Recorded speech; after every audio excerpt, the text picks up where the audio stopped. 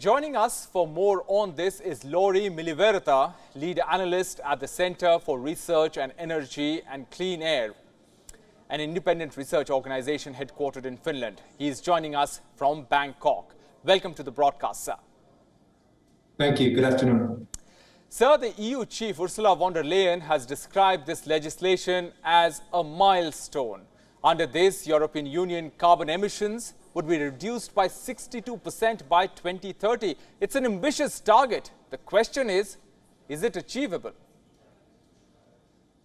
The current energy prices, high energy prices, and the war in Ukraine have really driven home the cost of Europe relying on fossil fuels, and that's what's added this extra momentum. Of course, together with the threat of climate change, the sales of electric cars, of heat pumps, of solar panels, and so on have skyrocketed in Europe. So the market has already been responding, and under this kind of momentum, these targets are definitely achievable if and when this legislation is passed. Sir, some would say that European Union has been a leader in shifting to more environmentally responsible energy policies. We in fact just heard Roberto Metsola saying that Europe will lead the green revolution. But the war in Ukraine has had the impact on the energy costs. How much has that war made the target of net zero by 2050 challenging for the European Union? The main impact has really been the price of fossil fuels, of oil, gas, and coal going up. And that has made clean energy more competitive, more economically attractive, and also has made it a cornerstone of economic policy. That's what we also need to combat inflation and so on. So the long-term impact has very clearly been to make these targets easier and more attainable. Sir, you have argued that emissions from power plants, industry and agriculture are responsible for 90,000 deaths from air pollution in the EU and UK per year. I was going through your Twitter handle and these are quite startling statistics. Tell us how you arrived at that. We looked at the latest reported air pollutant emissions from heavy industry, from power plants and from agriculture in Europe. And we found that all of these industries were still far away from using best technology to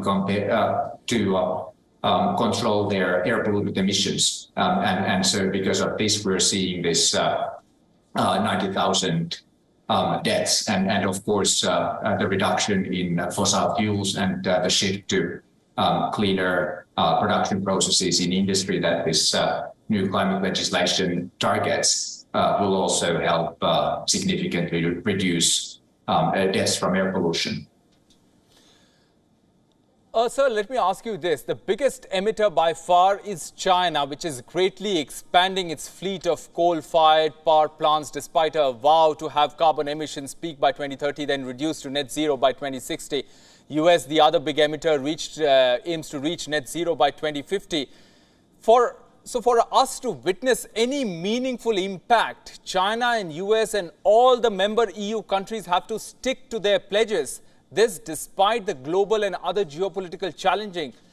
That's quite a daunting task, isn't it?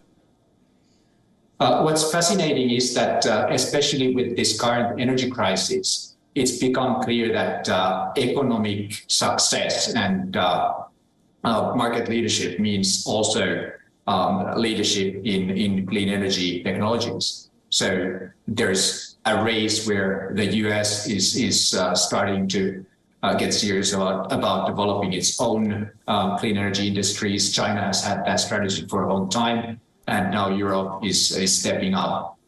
So I think the fact that Europe is starting to do more is only going to spur China forward. The other element in Europe's new legislation is that industrial producers in China and elsewhere who want to export to the European Union will face a carbon price. And that means that there's a new incentive also for Chinese industries, for Indian industries and so on to reduce their emissions and be cleaner to gain an advantage in the EU, which is the world's largest economy.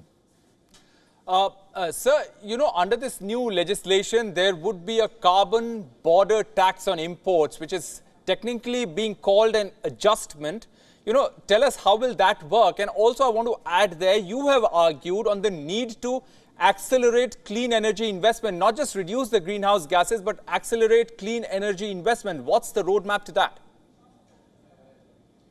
The idea with the carbon border tax is that that industries and businesses outside of Europe that export to Europe face the same carbon price as industries inside Europe. And this is happening at the same time as industries in Europe are going to face a higher carbon price and are going to actually pay for all of their CO2 allowances instead of getting them for free. So in this sense, both things are being stepped up, both for exporters into the EU and for domestic industries. And so this is hopefully creating an incentive for everyone to switch to clean energy supply, to switch to cleaner production processes in industries like steel and so on. Europe has managed to reduce emissions, has been a leader for some time in investing in clean energy, but has in fact fallen behind China in particular in recent years. So there's a lot of work to do to scale up solar power, wind power, other key clean energy technologies, and the energy crisis has really driven that home for everyone. All right, Laurie Miliverta, lead analyst at the Center for Research on Energy and Clean Air. Thanks very much for joining us with your perspective. Thank you so much.